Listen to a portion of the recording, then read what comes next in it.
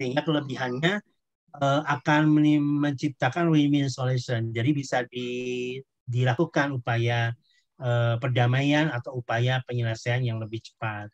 Tapi ya itu tadi, kan kita nggak tahu ya Pak Agen ya, sifat manusia itu apalagi kalau seorang sudah mempunyai kehendak pribadi terhadap organisasi yang bersifat publik, ya disitulah kita melihat orang sudah tidak lagi mempunyai aware terhadap organisasi yang bersifat publik, tapi aware terhadap dirinya sendiri kalau begitu. Gitu, iya, iya.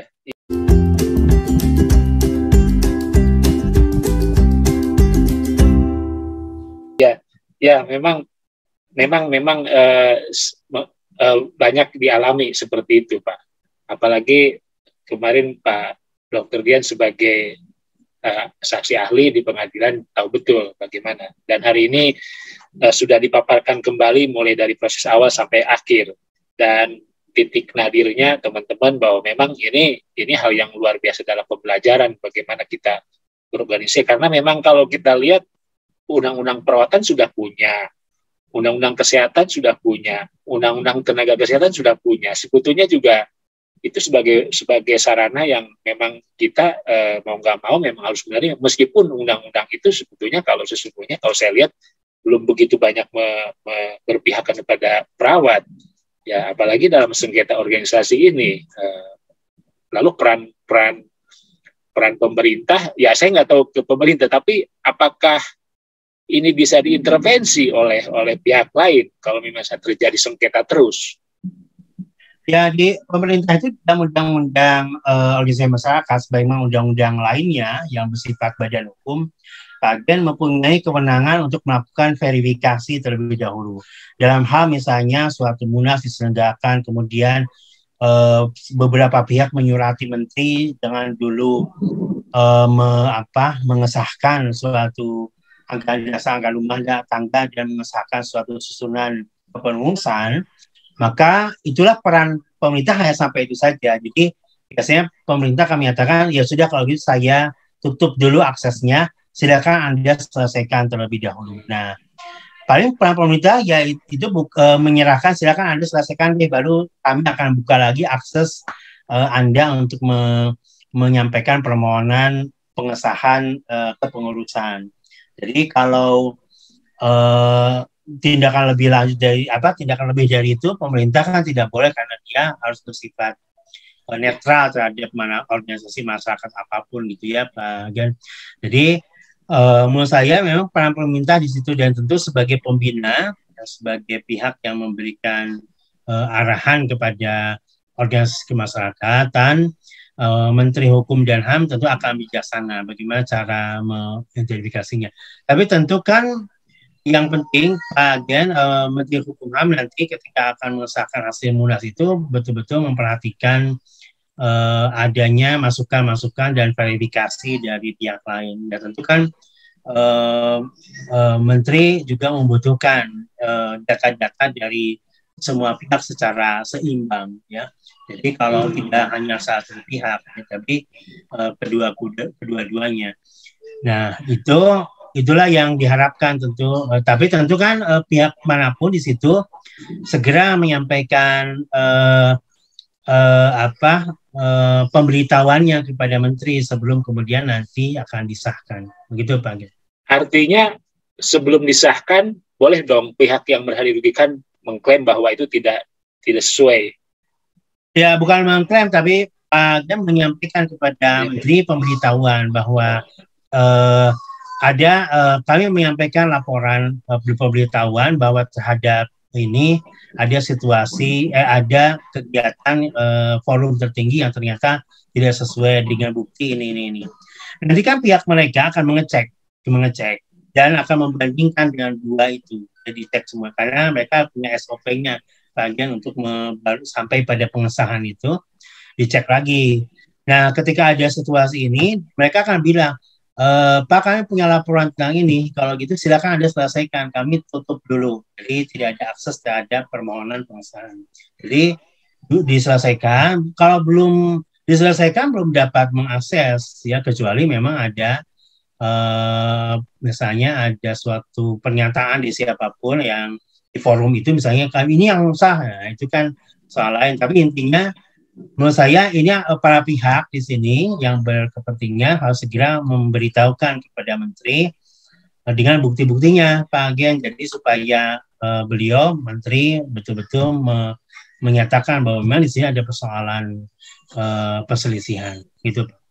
Baik, ini sudah mulai mengerucut kembali. Jadi teman-teman, bukan kita mau mendorong pada sesuatu hal yang konflik lebih jauh lagi, tetapi ini pemahaman kita dari sudut pandang ahli mengatakan seperti ini. Jadi siap ya, dalam konteks persidangan kan tentu hakim yang sebetulnya tertinggi menurut penilaian dia, karena dia juga sebetulnya kan tidak tahu tentang organisasi, makanya ada ahli. Nah, artinya, ahli juga independen ya Pak ya, ahli independen dan dilindungi. Nah, artinya sore hari ini luar biasa, ini teman-teman perawat seluruh Indonesia dapat pencerahan. Jadi jangan dilihat dari satu sisi negatif. Ini ada satu pembelajaran bagaimana perawat ke depan, karena perawat juga butuh yang namanya regulasi yang mumpuni dan butuh istilahnya masuk dalam tatanan birokrasi. Karena negara juga melindungi dalam bentuk aturan. Ya, tadi seperti Pak Dokter katakan bahwa siapapun boleh keberatan, siapapun boleh menyampaikan suatu keluhan terhadap sengketa dan organisasi, karena memang pemerintah punya kewajiban moral terutama, tapi tidak memberikan keputusan. Ya mungkin sama halnya seperti yang partai yang di tetangga kita, ternyata di kemudian menolak kan sebetulnya. Ya kan secara jelas misalnya ini nggak sesuai, ini gini ya. Mungkin nggak seperti itu, mungkin saja. Ya mungkin saja teman-teman, ini konsep pemahaman saya dari tadi itunya. Apakah betul pendapat saya? Ya, Menteri sebagai pihak yang pejabat pemerintah di dalam undang-undang untuk mengesahkan, Pak Gen memang punya SOP. Jadi SOP-nya ada tentu melihat pada anggaran dasar si organisasi. Ya. Jadi misalnya organisasi anggaran dasar menyatakan bahwa munas yang sah adalah harus dihadiri oleh ini dengan bukti ini. Maka dia ngecek mana bukti orangnya, mana bukti daftar hadirnya, mana bukti verifikasi lembar ini, lembar itu, yang pokoknya di dalam anggaran dasar harus disyaratkan. Nah, dia kan tinggal mengecek, oh iya betul ini data di anggaran dasar, ini faktanya digabung, sah. Kalau tidak, loh kok ini memang ada daftar hadir, tapi daftar hadir dihadiri oleh seseorang yang tidak dalam jabatan atau kapasitasnya. Ya, dari situlah maka kan menjadi tidak prosedur gitu. Ya, saya kira ini bisa dimengerti juga oleh teman-teman yang memang duduk dalam kepengurusan organisasi, baik dari tingkat DPK, DPD, kabupaten kota, provinsi, DPW, dan pusat. Saya kira ini satu pencerahan yang luar biasa, Pak Dokter. Baik, ini sudah tidak terasa, hampir 50 menit ini kita bicara.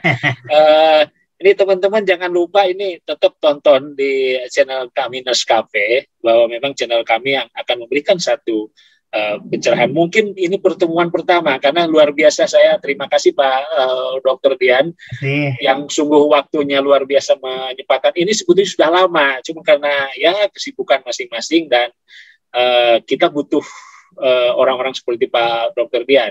Baik, sebelum saya tutup mungkin ada statement closing yang memang menyemangat kita, Pak Dokter. Monggo silahkan. Ya, baik, terima kasih Pak Jen. Saya juga tentu merasa mendapat kehormatan ketika kemudian membantu organisasi profesi perawat ini. Saya betul-betul sangat menghargai semua perawat Indonesia, apalagi tadi saya sampaikan bahwa organisasi profesi seperti perawat, tenaga medis, juga guru pada saatnya ya, itu merupakan orang yang terdepan sebenarnya di dalam pengembangan sumber daya manusia kita. Apalagi dia betul-betul menjaga harkat kemuliaan profesinya dan martabat kemanusiaannya, 3 profesi itu ya.